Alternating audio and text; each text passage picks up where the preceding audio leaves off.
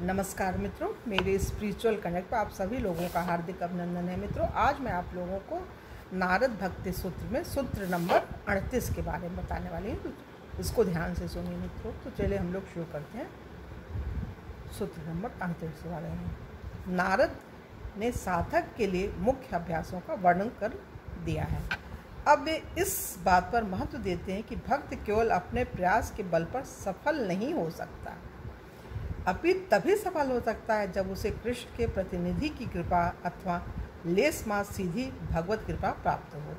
साधु संग के बिना भक्ति दूर रहती है। साधु संग के बिना भक्ति दूर रहती है, किंतु साधु कौन है? अब प्रश्न उठता है कि साधु कौन है। श्रील प्रभुपाद व्याख्या करते हैं, गेरुए वस्त्र लंबी दाढ़ी वाला सामान्य व्यक्ति साधु नहीं होता। भगवत गीता में भक्तमय सेवा में दृढ़ता में संलग्न व्यक्ति को साधु कहा गया है। वह भक्तमय सेवा के कठोर विधि निषेधों का पालन भी करता हो, किंतु यदि परम पुरुष कृष्ण में उसका दृढ़ विश्वास हो तो उसे साधु समझना चाहिए। यदि व्यक्ति साधु का संग करे तो परिणाम यह होगा कि साधु उसे भगवान का भक्त, पूजक एवं गंभीर सेवक बनने की शिक्षा देगा। यही साधु के उपहार होते हैं। चैतन्य चरितामृत तथा भक्त रसामृत सिंधु कहते हैं कि भक्तमय सेवा में प्रगति हेतु गुरु को स्वीकार करना अनिवार्य है। श्री प्रभुपाद लिखते हैं, अपने माता पिता को सावधानी पूर्वक सेवा के बिना बालक मर्द नहीं बन सकता। इसी प्रकार गुरु के संरक्षण बिना व्यक्ति दिव्य सेवा के स्तर तक नहीं पहुंच सकता। व्यक्ति को यह सदैव स्मरण रखना चाहिए कि जो व्यक्ति गुरु स्वीकारना तथा दीक्षित होना न चाहे वह भगवत धाम जाने के अपने प्रयास में अवश्य विफल होगा। बहुत बड़ी चीज़ है, मतलब बगैर गुरु के ज्ञान और मुक्ति भक्ति नहीं मिलने वाली है। इस प्रकार गुरुओं की कृपा से नारद द्वारा सिखाई गई पूर्वक समस्त साधनाएं, पवित्र नामों का श्रवण कीर्तन, इंद्रिय तृप्ति वर्जन इत्यादि भक्तों की सेवा करने वाले एवं उनसे जिज्ञासा करने वाले व्यक्ति द्वारा स्वाभाविक रूप से संपन्न होंगी। वैष्णवों की मदद से तथा भगवान के प्रत्यक्ष मार्गदर्शन से भी बद्ध जीवों को भक्ति के मार्ग पर लाया जाता है। हरिम बिना नैव सुतिम तरंती। परम पुरुषोत्तम भगवान श्री हरि के आशीर्वाद बिना इस भौतिक जगत में जन्म एवं मृत्यु की सतत श्रृंखला समाप्त नहीं हो सकती है।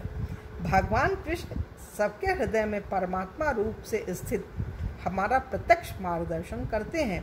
जब कोई आत्मा आध्यात्मिक मार्गदर्शन हेतु क्रंदन करती है तो भगवान चैत्य गुरु हृदय में स्थित गुरु के रूप से प्रत्यक्ष प्रेरणा देते हैं। कृष्ण कहते हैं, उन पर विशेष कृपा करने हेतु मैं उनके हृदय में रहते हुए अज्ञान जन्य अंधकार को प्रकाशमान ज्ञानदीप द्वारा नष्ट कर देता हूँ। इससे पूर्व श्लोक में भी के तात्पर्य में श्रील प्रभुपाद व्याख्या करते हैं, व्यक्ति के पास प्रामाणिक गुरु हो सकता है तथा वह किसी आध्यात्मिक संस्था से जुड़ा हो सकता है, किंतु तथापि यदि वह उन्नति करने में बुद्धिमान न हो तो कृष्ण अंतर से उसे निर्देश देते हैं, जिससे वह बिना कठिनाई के अंततः उनके पास आ सके। अतएव भगवत कृपा शिक्षा गुरुओं तथा अंतर्यामी परमात्मा दोनों के रूप में उपलब्ध होती है। अतएव भगवत कृपा शिक्षा गुरु, ये कृपा ही है। कोई गुरु मिल रहा है, ये कृपा ही है भगवान की। अतएव भगवत कृपा शिक्षा गुरुओं तथा अंतर्यामी परमात्मा दोनों के रूप में उपलब्ध होती है। बद्ध प्राणी के जीवन में गुरु का प्राकट भगवान की प्रत्यक्ष कृपा होती है। बद्ध प्राणी के जीवन में गुरु का प्राकट भगवान की प्रत्यक्ष कृपा होती है। प्रभुपाद लिखते हैं कि महान ऋषि सुखदेव गोस्वामी भगवान कृष्ण की प्रेरणा से ही महान भगवत भक्त महाराज परीक्षित के समक्ष उन्हें श्रीमद् भागवतम की शिक्षाएं देने हेतु स्वेच्छापूर्वक प्रकट हुए थे। यह वास्तव में भगवान की कृपा का चिन्ह है कि व्यक्ति का उनके शब्द प्रतिनिधि प्रामाणिक गुरु से मिलना हो, किंतु इसका प्रभाव व्यक्ति की गंभीरता पर निर्भर करता है। जैसे ही भगवान को पता लगता है कि कोई जीव भगवत धाम लौटने को उत्सुक है तो भगवान एक प्रामाणिक गुरु भेज देते हैं, और यदि व्यक्ति ऐसे गुरु के निर्देशों का पूरा लाभ उठाता है तो उसकी सफलता पक्की है। श्रील प्रभुपाद लिखते हैं, उपसंहार यह है कि प्रामाणिक गुरु की सहायता मिलने का तात्पर्य स्वयं भगवान की प्रत्यक्ष सहायता मिलना है। बहुत बड़ी चीज़ है मित्रों। तो यहाँ पे 38वां सूत्र संपन्न हुआ, और कल की वीडियो में 39वें सूत्र के बारे में चर्चा करेंगे मित्रों आप लोगों से। तब तक के लिए जय हिंद, जय भारत। ओम शांति, ओम शांति, ओम शांति।